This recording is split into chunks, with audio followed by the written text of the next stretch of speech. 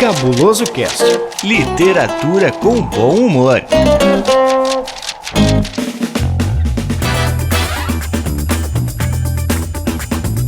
Olá, cabulosos e cabulosas de todo o Brasil e book lovers todo mundo. Eu sou Luciano Bibliotecário e eu nem lembrava, eu nem sabia, na verdade, que o John Green tinha parado de publicar, cara. Faz 5 anos que esse cara, faz vários anos que esse cara não publica e eu não sabia. Eu sou a Cristiane Gomes, meu perfil no Instagram e no TikTok é o Pedras em Bolsos e eu sou criadora de conteúdo literário há mais de 11 anos na internet. Sim, leitores! Sejam bem-vindos a mais um Cabuloso Cast, versão Drops. E neste capítulo, nós teremos John Green, como nós comentamos, né, rapidinho, lançando um novo romance, Conceição Evaristo na estante da Dua Lipa. As polêmicas continuam entre o mercado editorial e a inteligência artificial. Angela Davis no Brasil e o Skello, não sei se eu tô falando certo, e o Mercado Livre firmam parceria para a publicação de e-books e audiolivros. Vocês vão saber de tudo isso depois de uma breve sessão de recado.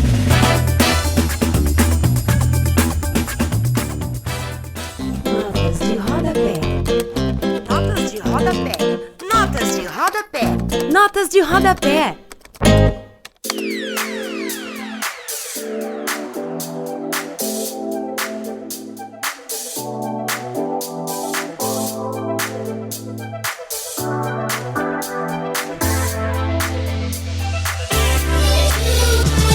Vamos lá, leitores, para mais uma leitura de recados do Cabuloso Cast.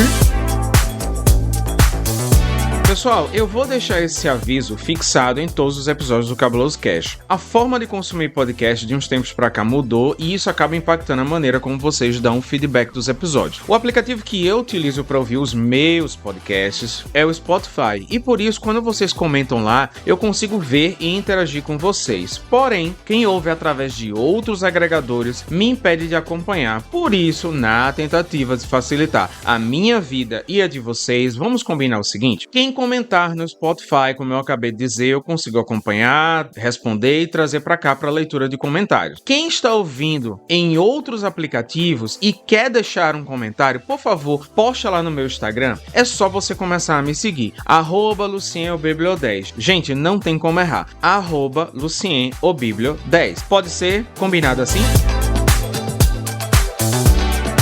E vamos para a leitura de e-mails e comentários deste episódio.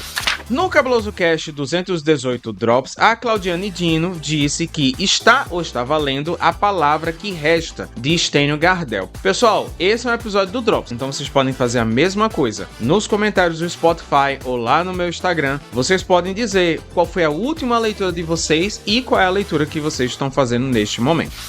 E no Cabuloso Cast 220 sobre Sertão Punk, a Juliana Almeida comentou: nossa, muito obrigada. Fazia tempo que eu tinha lido. Acho que ela não está se referindo ao livro, né? Sertão Punk, que foi escrito pela G.G. Diniz, o Alan de Sá e o Alex Silva. E foi muito bom retornar à memória. Acho que para mim funciona como base para criar também. Não escrevo, faço roupas e com roupa rola a mesma coisa. Tem os estereótipos, tem a questão regional, nacional, tem o criar para reproduzir e o criar para protestar. Tem esse lance de que temos que mesclar nossas origens com linguagens que vêm de fora. Valeuzão demais, ótimo bate-papo. Juliana, valeu mesmo pelo seu retorno. Eu não sei se você tá falando de alguma de alguma coisa específica do livro que te suscitou enquanto você estava ouvindo o episódio, ou eu me lembrei muito quando eu li seu comentário da passagem que o Alisson comenta, né, de que os escritores nordestinos são considerados escritores regionalistas e não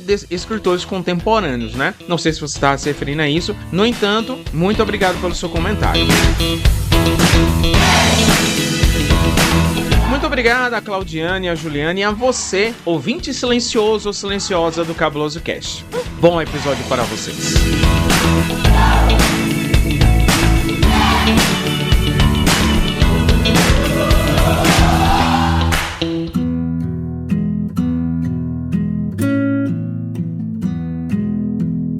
Então, Cristiane, no começo do Cabuloso Cast Drops, a gente sempre quer saber o que os nossos convidados estão lendo. Na verdade, eu queria saber de você, qual foi a sua última leitura e o que você está lendo no momento? Então, as duas leituras se conectam porque são da mesma autora. Eu comecei a ler essa autora no ano passado, que é a Annie Ernaux, que ganhou o Nobel de Literatura em 2022. Ano passado eu li O Lugar e mês passado eu li O Jovem e agora eu estou lendo A Outra Filha. Sobre O Jovem e também sobre O Lugar, eu achava ela uma autora mediana. Achava ela boa, mas nada demais. Ainda não tinha acreditado por que ela ganhou o Nobel. Ainda não tinha visto esse diferencial dela. Inclusive, eu comparava muito ela e comparam muito ela com o Edouard Louis, que é um outro autor que eu também conheci ano passado, com A Morte do Pai, que eu gostei bem mais, que me impactou muito mais do que ela. E isso aconteceu com O Jovem também. Eu gostei, acho que mais do que O Lugar. Só que a minha leitura atual realmente parece que eu vou dar razão ao Nobel. Eu descobri o diferencial dela e por que ela é tão comentada. Eu, inclusive, fico me perguntando por que não falam tanto desse livro, falam muito de outros, mas eu não vejo praticamente ninguém falando sobre esse livro, recomendando esse livro. E eu estou ainda na leitura, então ainda é um processo, mas parece que vai ser um 5 estrelas e talvez um favoritado da vida. Ela fala de uma irmã que ela nunca conheceu. Aí eu não sei o quanto da vida dela tem, porque a Annie Ernaux, ela faz esse tipo de literatura. Não é exatamente uma autoficção, ela não nomeia assim, mas é o que a gente entenderia como autoficção. Então tem elementos da vida dela ali. E ela fala de uma irmã que ela nunca conheceu e que, na verdade, não é uma irmã, porque ela nunca brincou com essa criança, ela nunca tocou, abraçou. Então é como se ela nunca tivesse tido essa irmã. Ela morreu uns 2 anos antes dela nascer e ela passou quase a infância dela toda sem saber que ela tinha uma irmã, porque a família não entrava no assunto para não deixar ela triste, mas por um descuido, entre aspas, e é entre aspas porque ela acha que foi proposital. A mãe dela, conversando com uma freguesa, comentou de uma filha que ela perdeu para uma doença e até então ela não sabia disso. Ela tinha cerca de 10 anos e aí a vida dela mudou completamente depois disso, porque ela achava que era filha única, então todo o amor que era direcionado para ela, na verdade, era por uma ausência, uma falta que a outra filha deles fazia e ela achava que aquilo era voltado para ela, como se fosse o ineditismo, né, de ter um filho, e tudo aquilo que ela achava que sentiam por ela, na verdade, sempre era um reflexo do que os pais dela sentiam pela outra filha que ela nunca conheceu. Nossa. E aí você vê que ela tem foto na infância que é muito parecido com a da irmã dela, na mesma pose, com a mesma roupa, os mesmos elementos compondo a foto. Então você percebe algo até a mais, talvez suprir essa ausência da outra filha na figura dela. Então é muito interessante até então. Aí eu preciso fazer a pergunta que você lançou a provocação. Lendo esse livro, o que foi que te fez dar razão pro Nobel? O Nobel agora limpou o suor da testa, tava super preocupado o Nobel agora. E aí, o que é que fez você, o que tem nesse livro que fez você dizer, não, agora eu concordo com o Nobel? Eu acho que é o livro com que ela mais botou sentimento, acho que algo muito humanizado, porque é um sentimento que eu acho que poucas pessoas teriam coragem de falar, porque é algo muito genuíno, você entende o que ela está sentindo, mas pode ser encarado como egoísmo. Como assim o amor que a minha família direciona a mim teria que ser somente para mim? Eles não poderiam ter uma nova chance de ter um outro filho? Isso teria que ser um peso tão grande para ela, essa irmã que ela não conheceu e esse sentimento que não é exclusivo dela. Então é uma coisa que é difícil de você admitir que você sente. E isso ela traz, pelo menos essa narradora traz, talvez não a Annie Ernaux, mas essa narradora traz isso. E eu senti muito sentimento, assim como eu senti quando o Edouard Louis, e aí eu consigo dizer mais que isso tem respaldo na vida dele, porque ele falou já contar em entrevistas, essa relação muito difícil dele com o pai, dele se assumir gay. Então foi difícil para a família dele. Então eu senti esse sentimento no livro do Edouard Louis, ele ao mesmo tempo simpatizando com o pai, por mais que o pai tenha sido extremamente repressivo com ele, ele conseguiu entender o que motivou o pai a agir daquela forma, e ele conseguiu perdoar de certa forma o pai. E eu acho que pode ser que vá por esse caminho, eu não sei se ela vai no final perdoar os pais dela por terem escondido esse segredo dela, ou se ela vai trazer esse ressentimento o livro todo, né? Fica essa incógnita. Na última edição do Cabuloso Cast Drops, eu falei que eu estava lendo um livro chamado Romances em Contos. É uma coletânea de contos publicado por autoras nacionais, autoras brasileiras, e eu comentei no episódio que eu tenho uma relação mais próxima com uma das autoras, que é a Rebeca Agra, porque ela é designer, ela sempre fez trabalhos de designer na época do Leitor Cabuloso, trabalhou na logo do Cabuloso Cast e coisas afins.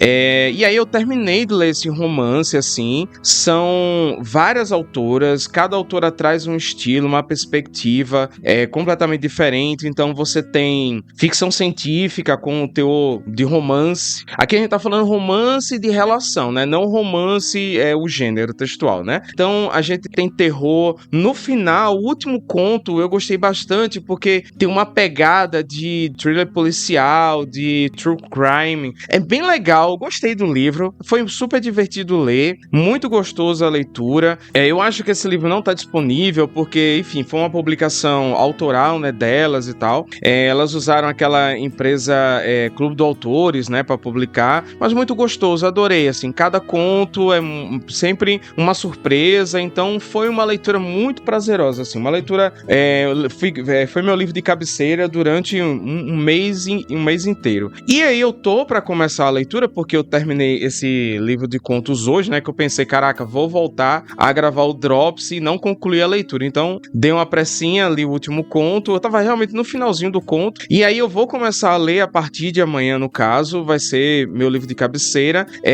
vamos falar dela, né, vamos falar da Conceição Evaristo hoje, nas notícias, e aí eu resolvi ler um livro que eu comprei recentemente, que é Canção para Ninar Menino Grande, tô louco pra ler esse livro, já recebi diversas indicações, já sei do que se trata a história, tô bastante curioso pra ler, e a minha primeira leitura de Conceição Evaristo, assim, eu pensei em começar a ler Olhos d'Água, mas me lembro que quando eu ouvi o podcast do Mano Brown, ele pergunta algumas coisas sobre esse livro, e recentemente tem um perfil de duas advogadas que eu acompanho, que vira e mexe, na verdade, o conteúdo delas chega pra mim, elas indicaram de novo esse livro, então tá no momento de sentar pra ler, e eu queria saber de vocês, caros leitores, e aí, vocês que estão ouvindo a gente nesse momento, o que é que vocês estão lendo? Qual foi a última leitura de vocês? E o que é que vocês estão lendo? Deixem nos comentários, pode ser no Spotify, pode ser no meu perfil pessoal no Instagram, deixe que a gente traz na próxima leitura de e-mails, a gente comenta aqui o que vocês estão lendo.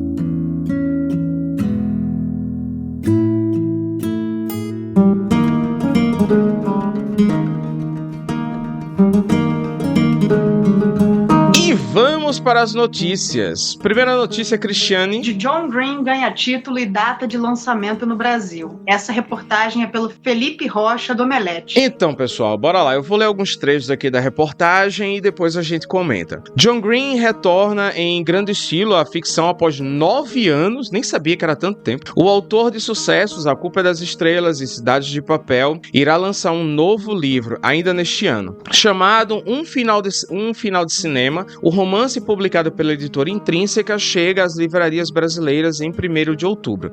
Conhecido por marcar uma geração de leitores com histórias sobre amadurecimento, amor e perdas, John Green retorna à ficção com uma trama ambientada nos bastidores de Hollywood. A obra acompanha Lara May e Juniper Castilho, 2 jovens atores que conseguem o papel principal em uma aguardada cinebiografia sobre sobre os últimos anos de vida de Andy Warhol.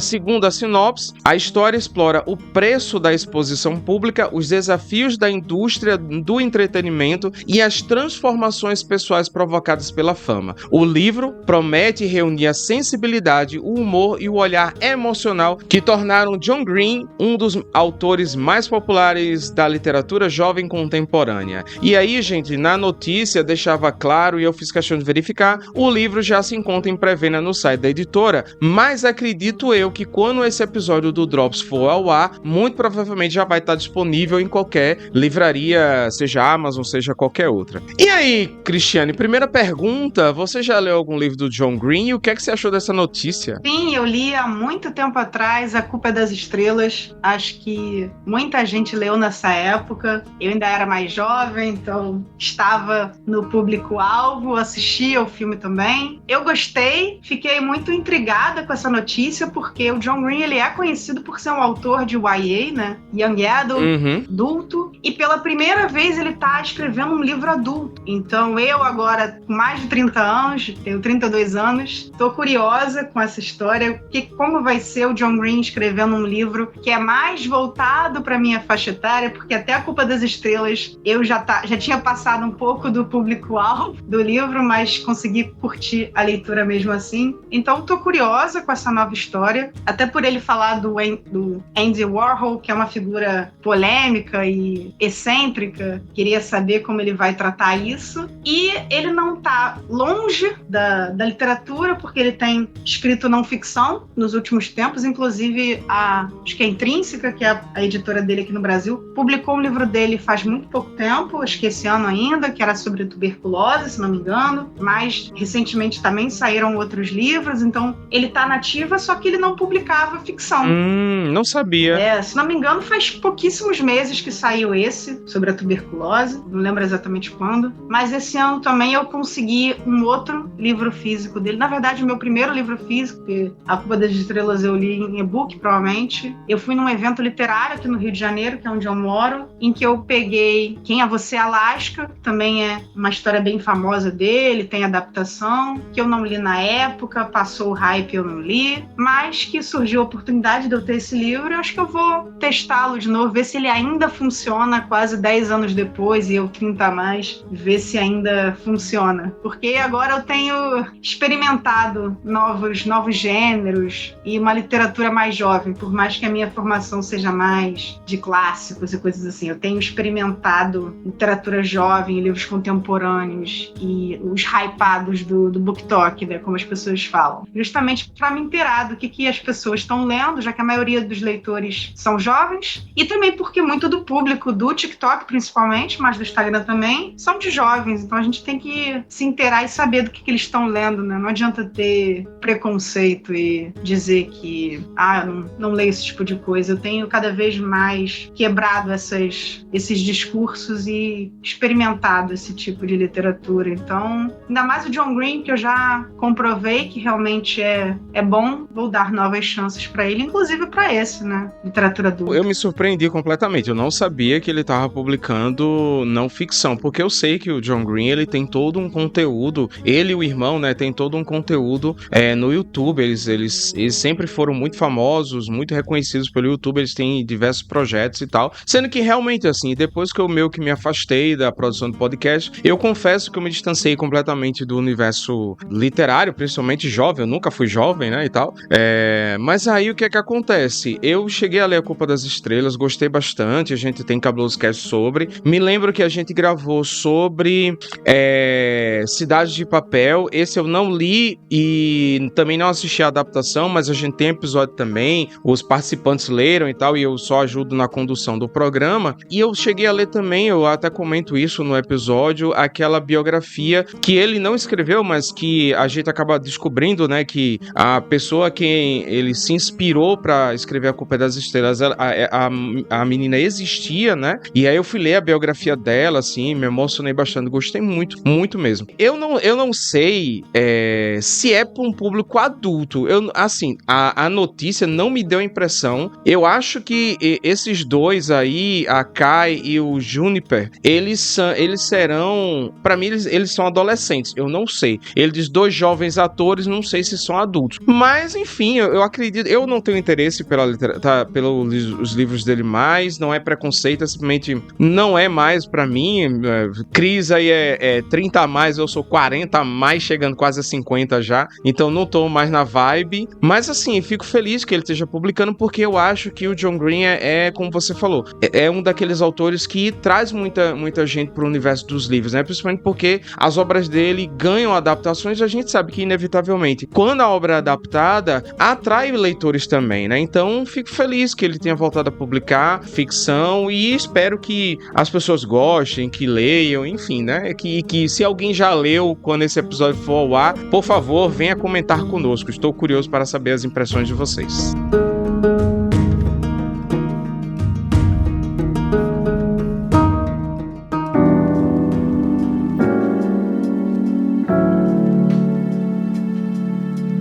Próxima notícia, Cris. Conceição Evaristo na biblioteca de Dua Lipa. A reportagem é da redação G-Show. O livro Olhos d'Água, escrito por Conceição Evaristo, foi escolhido como a primeira obra a ser disponibilizada na biblioteca Manifesto, na histórica livraria Lelo, em Portugal. O espaço foi idealizado em parceria com Dua Lipa através do Service 95, clube do livro criado pela cantora pop. A biblioteca Manifesto foi anunciada recentemente como uma iniciativa para disponibilizar livros proibidos ou censurados. Além de uma edição autografada de Olhos d'Água, o acervo ainda deve incluir obras como O Conto da Aya, de Margaret Atwood, que também já foi tema do Cabuloso Cast, e Felon, de Reginald Dwayne Betts. É um santuário para livros que desapareceram, para autores cuja coragem desmascara estruturas de poder e controle, e para leitores que se recusam a aceitar que lhes digam qual livro podem ler, declarou Dua Lipa sobre o projeto. A obra,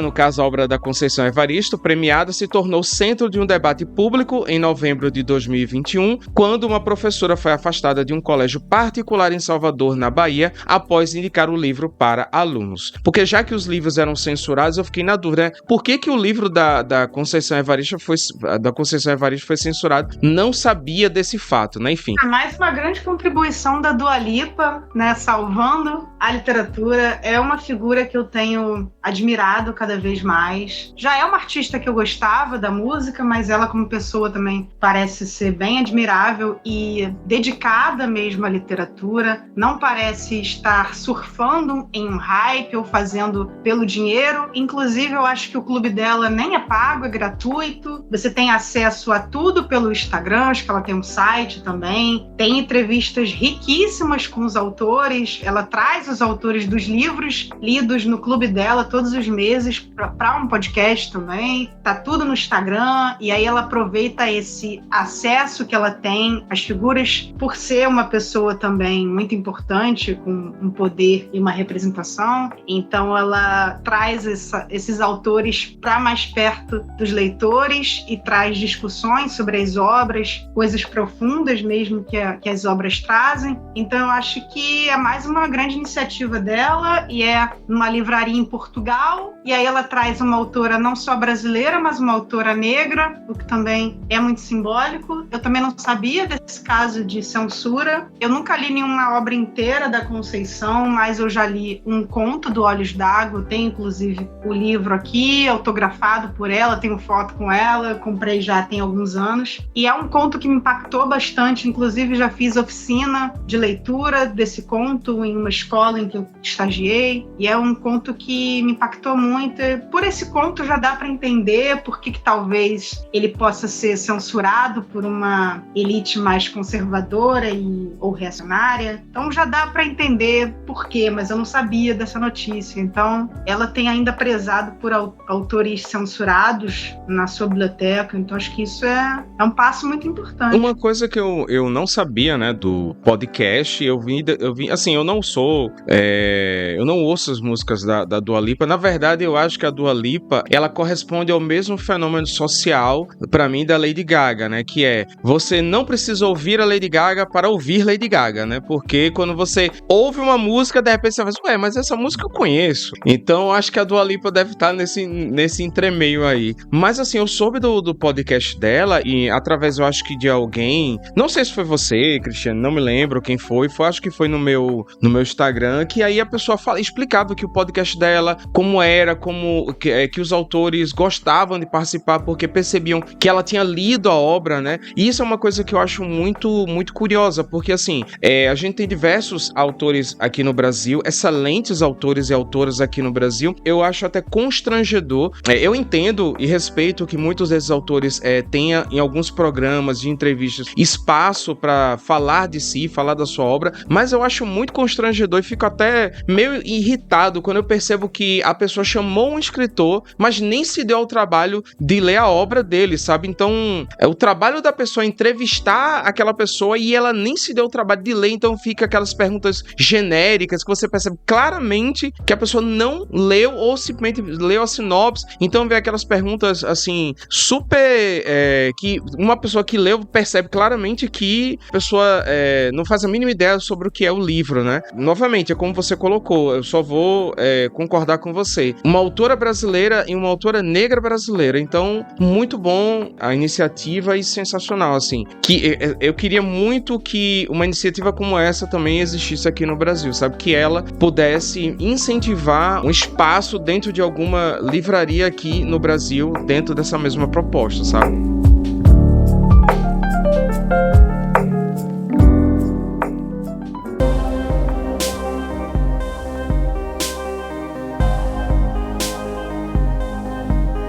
Vamos lá, Cristiane, terceira notícia. Livros escritos por inteligência artificial desafia o mercado editorial. A reportagem é de Daisy Gabriele na revista Exame. Vamos lá, gente. Lembrando que o episódio do último Drops, a gente falou muito sobre IA, e aí voltamos às polêmicas das inteligências artificiais dentro do mercado literário. O crescimento desse mercado levou a Amazon a adotar medidas inéditas. A empresa passou a limitar o número de livros que um autor independente pode publicar diariamente na plataforma, estabelecendo um teto de 3 obras por dia. Já acho um absurdo. Embora a empresa exija que os autores informem quando utilizam conteúdo gerado por inteligência artificial durante o processo de publicação, ela não proíbe livros escritos com essa tecnologia. Um dos episódios mais comentados envolveu Jane Friedman, especialista em publicação e ex-presidente da HarperCollins. Ela encontrou diversos livros publicados na Amazon utilizando seu nome como autora, embora nunca tivesse escrito aquelas obras.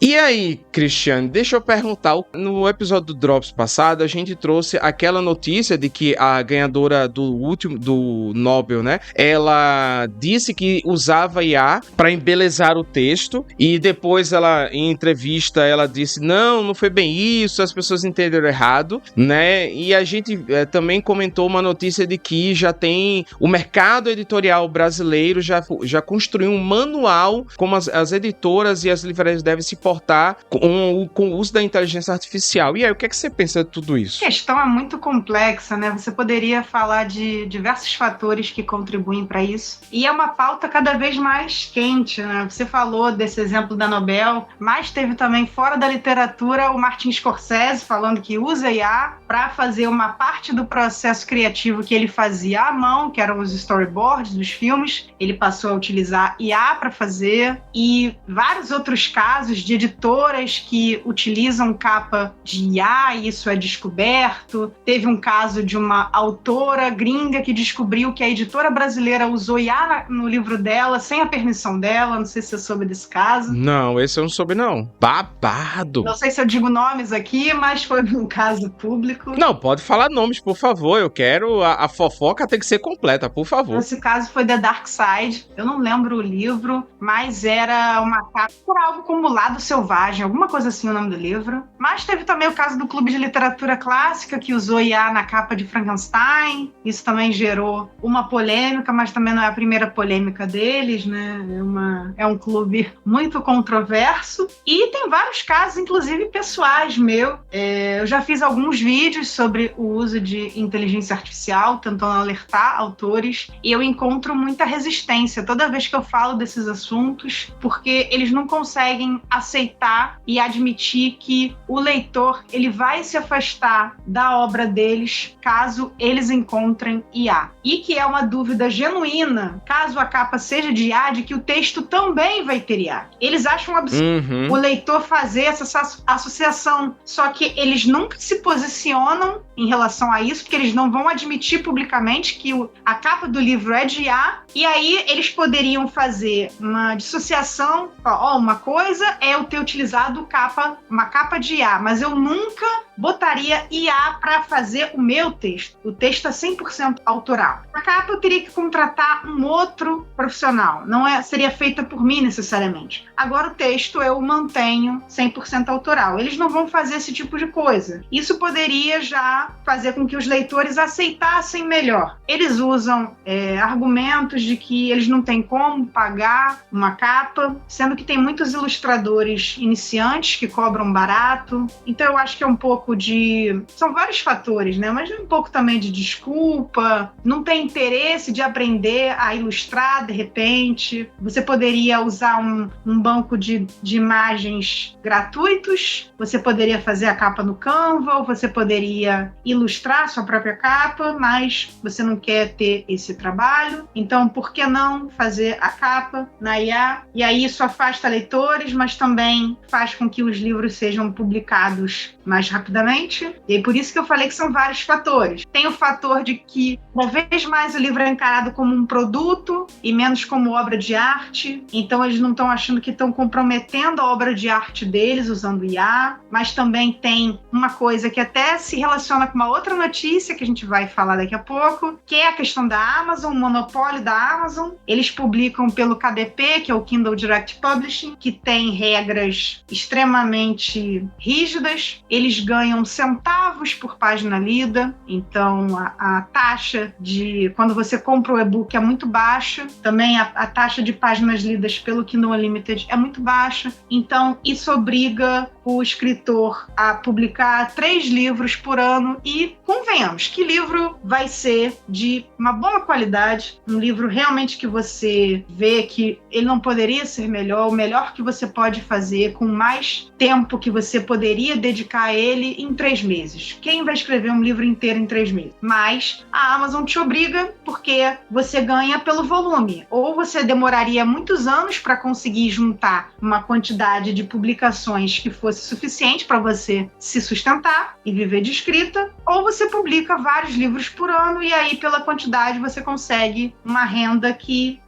proporcione isso para você. Então é uma série de fatores que confluem para isso. Eu acho que tem encarar o livro como produto, tem o descaso e a facilidade, a comodidade da IA. A IA também não é 100% rejeitada, muita gente tem se rendido à IA, né? Acho que não tem um boicote generalizado, então as pessoas acham que é passável, as pessoas vão aceitando, vão moldando a aceitação das pessoas com relação à IA e as políticas predatórias da Amazon. Acho que junta tudo isso. Talvez um medo, um desespero para sair da CLT, acho que são várias coisas, né? No programa passado, o convidado, o Cabuna, ele trouxe diversas reflexões que eu não tinha levado em consideração quando eu comentei as notícias que eu citei para você. E agora, Cristiane, você traz também várias considerações que eu confesso que não tinha suscitado em mim. E realmente, né, se a gente parar para perceber,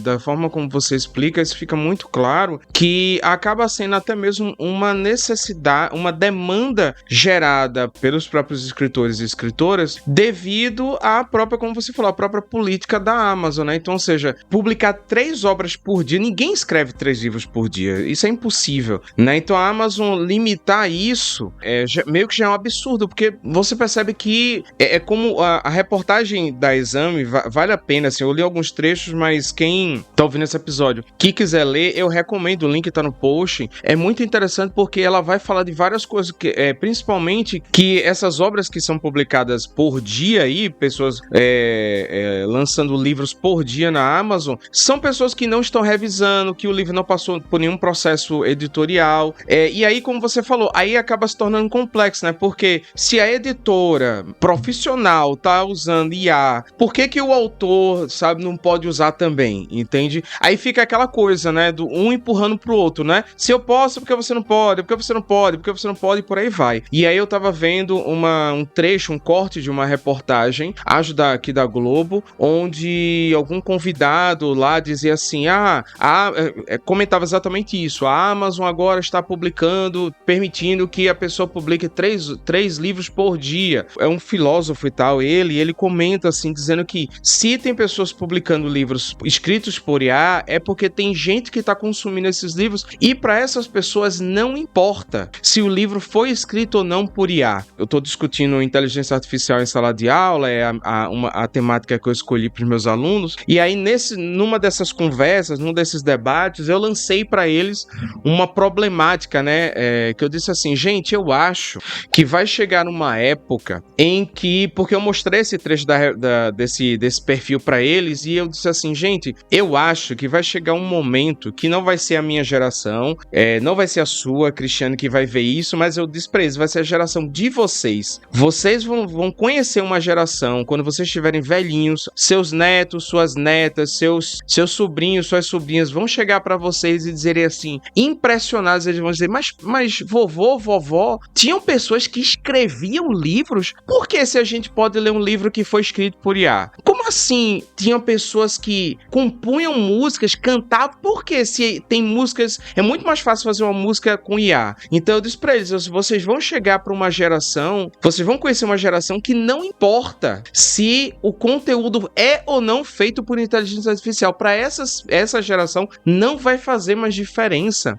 E é como você falou, ninguém tá discutindo, tá todo mundo usando, muita gente não assume, a gente não discute, não limita, não critica, não se preocupa, e a coisa vai rolando, né, e tal. Eu acho que essas notícias por inteligências artificiais, elas vão ser recorrentes aqui no Drops. Eu tenho quase certeza, assim, que toda quinzena a gente vai trazer alguma notícia sobre IA pra comentar. Mas eu acho que com certeza todo o programa você vai trazer esse assunto, porque só que agora eu trouxe assuntos do ano passado e de agora, e tem vários outros que aconteceram, então a gente poderia fazer um programa inteiro só sobre IA, né?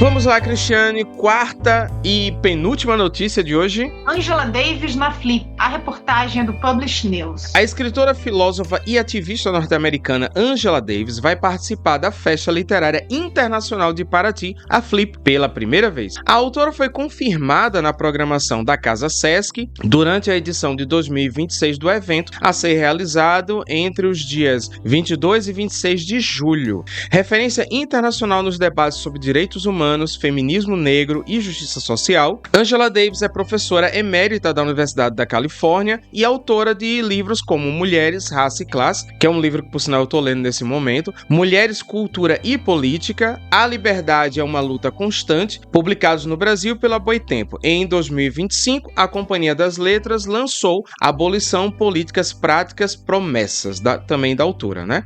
E aí, Cristiane, você já foi para a Flip? Você vai para a Flip? Vou responder a isso também, mas eu primeiro queria te pedir para depois você comentar o que você está achando dessa leitura, porque eu nunca li nada da Angela Davis. Posso aproveitar a deixa aí da Flip para pegar alguma coisa. Eu não vou agora, infelizmente, mas eu já fui em 2015 e 2016, estive nos 2 anos, mas depois eu nunca mais consegui ir. Todo ano eu penso se eu vou, tento, mas nunca mais consegui voltar. E a Flip tem cada vez mais apostado em grandes nomes, né? Um nome internacional é um nome muito grande, por mais que eu nunca tenha lido, eu já ouvi falar muito bem sobre ela, sei da importância dela, da relevância dela para o ativismo negro e para uma autora literatura muito de não ficção, né, sobre as pautas raciais, então a gente conhece a importância dela mesmo sem ter lido. Então é um grande nome que é um chamariz para a Flip. Talvez a Flip esteja investindo em grandes nomes para não deixar tudo focado na Bienal. Vai ter a Bienal de São Paulo aí também. Talvez tenha alguma possibilidade de eu ir, na Flip não tem, até porque já é esse mês, né? Então a Flip vai ficar pro ano que vem. Então acho que eles têm apostado em grandes nomes, talvez para disputar um espaço. E eu tenho percebido que eles têm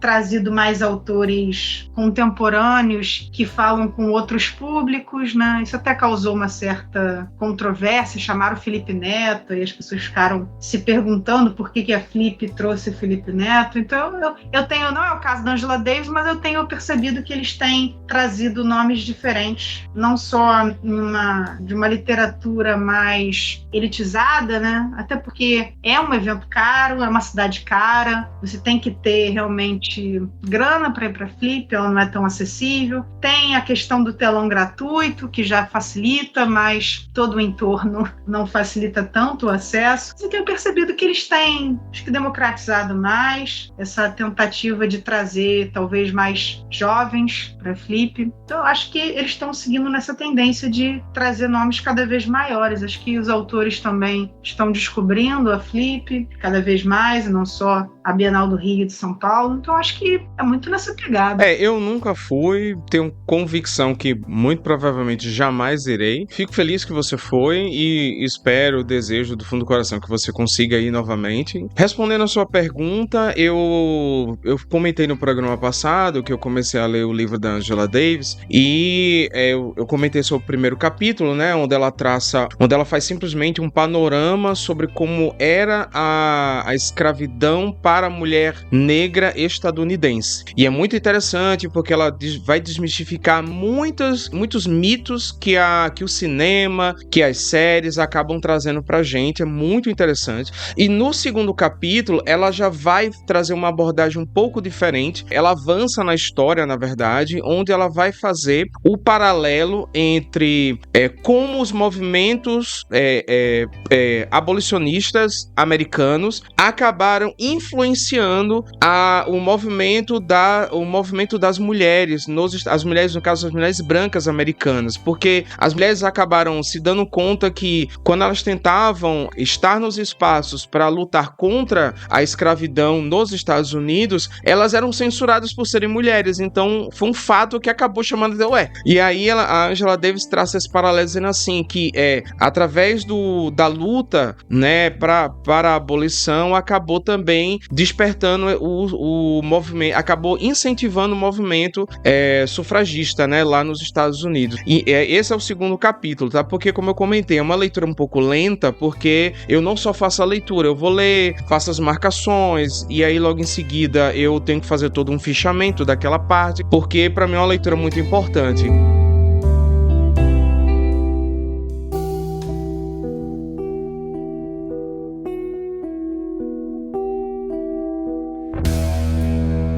Vamos lá, Cristiane, quinta e última notícia de hoje. Quilo e Mercado Livre firmam parcerias para publicar livros digitais. O autor da reportagem é o Publish News. Iniciativa vai disponibilizar um e-book e um audiolivro por mês para os clientes do Meili Plus, eu acho que é assim, serviço por assinatura do varejista, no caso do Mercado Livre. No caso, Cristiane, é Esquilo, Perdão, eu falei Esquelo. É Esquilo, Isso, Esquilo. O Esquilo anunciou nessa quinta-feira, gente, quinta-feira 25 de junho, tá? Estamos gravando em julho. Sua chegada ao Meili Plus, programa de assinatura do Mercado Livre. Ao longo desse mês, os assinantes do Meili poderão acessar os audiolivros e e-books já incluídos no plano. A leitura precisa estar onde as pessoas já estão, e hoje elas estão em programas de assinatura que organizam o entretenimento no dia a dia. Levar o Esquilo para o Meili é colocar e-books e audiolivros no centro dessa rotina digital digital junto com o vídeo, além de democratizar o acesso à leitura em escala. É exatamente o tipo de movimento que sustenta nossa ambição de ser o principal ecossistema de leitura digital do mundo. Estamos nem um pouco ambiciosos, né? Estamos constantemente evoluindo a proposta de valor do Meli Plus para oferecer uma experiência cada vez mais completa aos milhões de usuários que nos escolhem. Com a chegada do Esquilo, incorporamos a leitura digital como uma das principais verticais de entretenimento do nosso ecossistema. Assim, garantimos a máxima conveniência ao entregar os melhores benefícios em um só lugar e sobre a mesma assinatura, afirma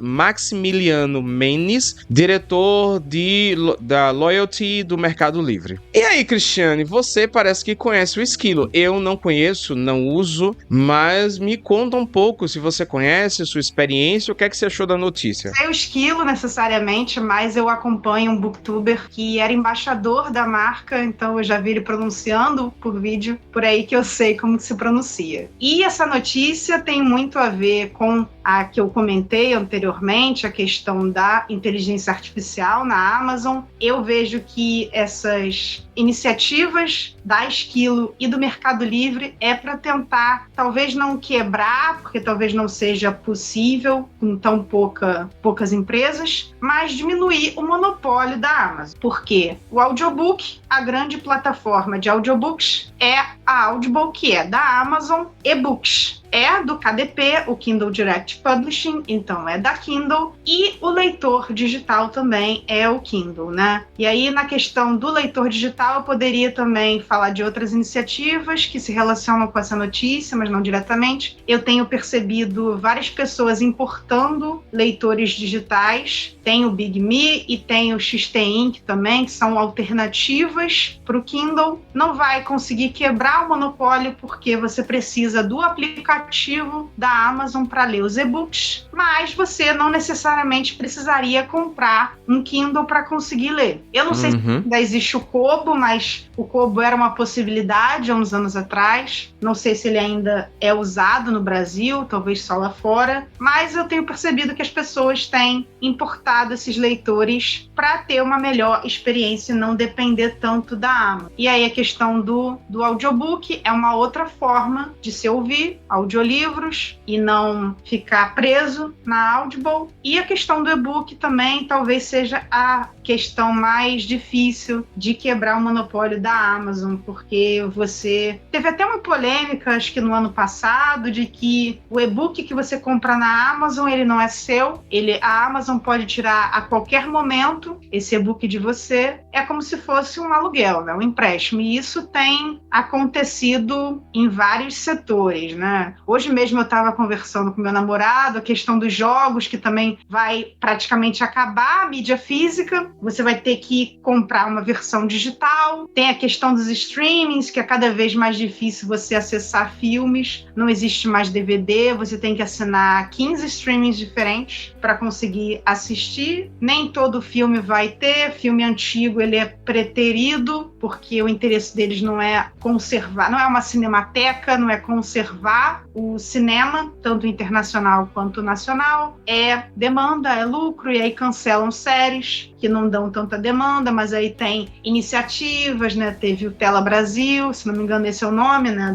Da plataforma do governo que trouxe filmes nacionais. Aí teve o Mac Livros também, que isso tem facilitado bastante as pessoas de acessar literatura, talvez tenha até impactado, eu não sei se impactou a pirataria, talvez já tenha como averiguar isso, que tenha contribuído para diminuir a pirataria, porque está muito mais fácil você conseguir acessar livros, inclusive muito recentes. Tem até lançamentos lá, tem vários livros famosos, contemporâneos, tanto nacionais quanto internacionais. Então eu acho que tem várias iniciativas que podem quebrar esse monopólio. Só que a Amazon reinou por tanto tempo e destruiu várias livrarias, várias editoras por causa disso. Então é passo de formiguinha, né? Mas agora tem uma outra plataforma em que você consegue ouvir um audiobook, comprar um e-book por meio da Esquilo, junto com a Mercado Livre, não necessariamente na Amazon. Olha, Cristiane, eu vou comemorar muito você estar presente hoje no episódio, porque eu confesso que todas essas informações que você trouxe eu não fazia a mínima ideia. Apenas complementando uma que você colocou aí, quanto à questão do monopólio da Amazon,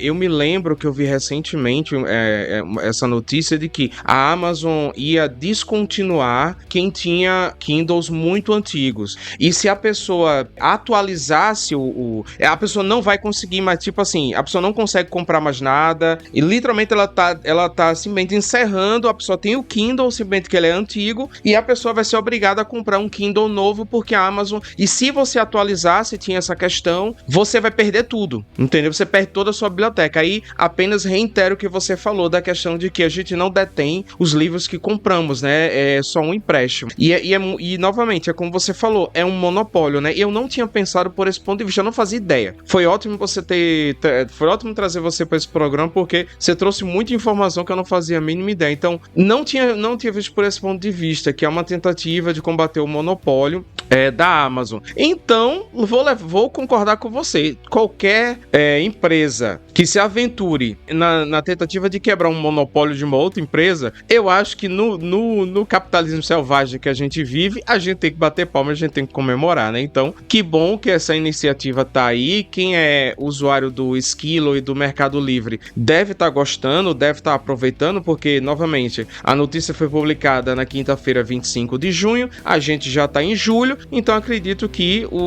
as pessoas já devem estar conseguindo aí seus e-books, seus audiolivros, enfim, como você falou, né? Uma outra forma, uma outra possibilidade de consumo desse tipo de mídia, né?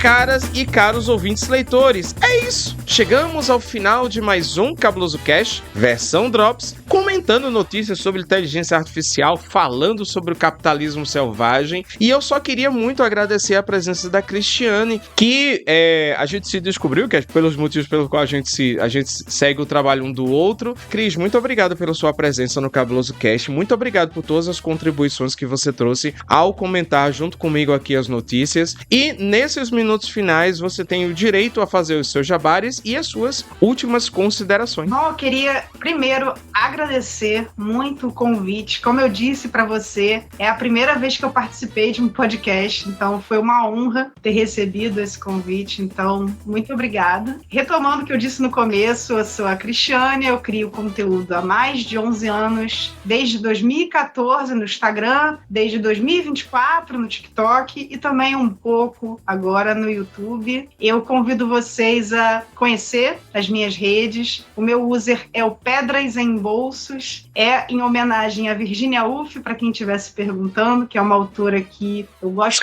Era isso que eu ia perguntar. Qual era a sua referência literária para botar esse perfil? E agora, quando eu entendi a Pedra Sem Bolsos, é Pedras em Bolsos. Ok.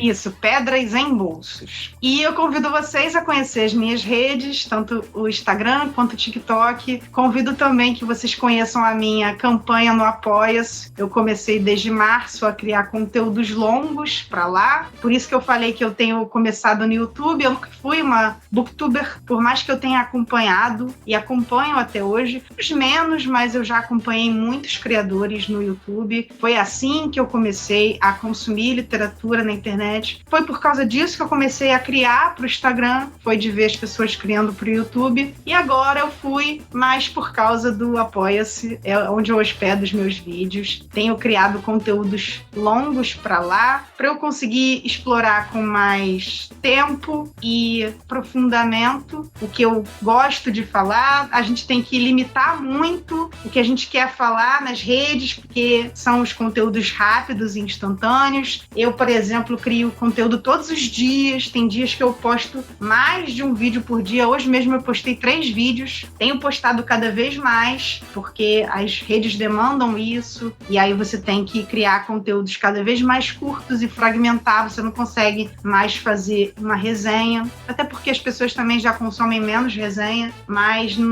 por mais que permitam um conteúdo maior, não é o que o público consome, então eu criei essa plataforma justamente para conseguir falar mais sobre literatura, não só porque eu gosto, sempre gostei, mas porque eu estudei também, né? Eu fiz disso a minha vida, tanto acadêmica quanto agora profissional, tentando trabalhar com isso, tentando viver de criação de conteúdo. E é isso, espero que vocês tenham gostado do episódio. Eu adorei participar, fiquei contente que você tenha gostado das minhas contribuições. Depois a gente fica pensando que poderia falar muito mais coisas, daria um outro episódio e, como eu disse também, um episódio só sobre A, né? E se prepara porque você vai voltar nesse assunto sempre, né? Agora é uma pauta quente em muitos anos. Então, meus caros leitores, minhas caras leitoras, vocês sabem, todas as redes sociais da Cristiane estão aqui no link do post do Cabuloso Cast, tá? Não importa a plataforma que você esteja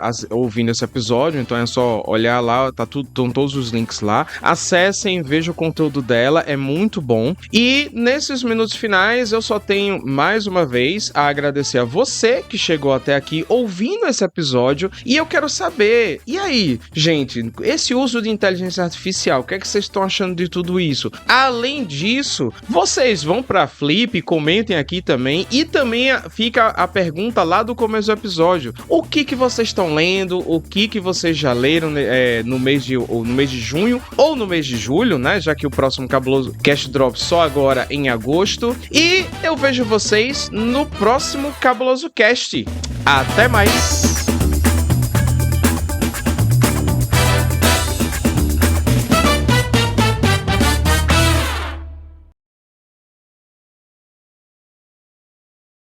Eu não sei, Cristiane, isso não precisa entrar necessariamente, tá? Eu tô fazendo um parênteses aqui no meio da nossa gravação. Eu não sei em que momento a gente começou a se seguir, mas eu sei que eu sigo você faz um bocado de tempo. Enfim, não sei em que momento a gente se encontrou na internet, mas eu sigo você há bastante tempo. Então, eu suspeito que é quando eu comecei no Instagram, que foi em 2014, então deve ter sido por 14, 15, 16. Quando você veio me convidar aqui pro podcast, eu logo reconheci o seu rosto, eu sabia que eu já te seguia fazia muito tempo, só que, para ser sincera, eu parei de receber as suas postagens, então eu não estava acompanhando o que você vinha fazendo. Pode ser que eu tenha ouvido lá para trás o Cabuloso Cast, mas não é algo que eu acompanho hoje em dia, porque eu ouço muito mais podcast no YouTube do que por outras mídias, até o podcast só áudio, né, como começou. Interessante, porque assim, eu fiz uma pausa, né, eu produzi o Cabuloso Cast durante muitos anos, aí eu fiz uma longa pausa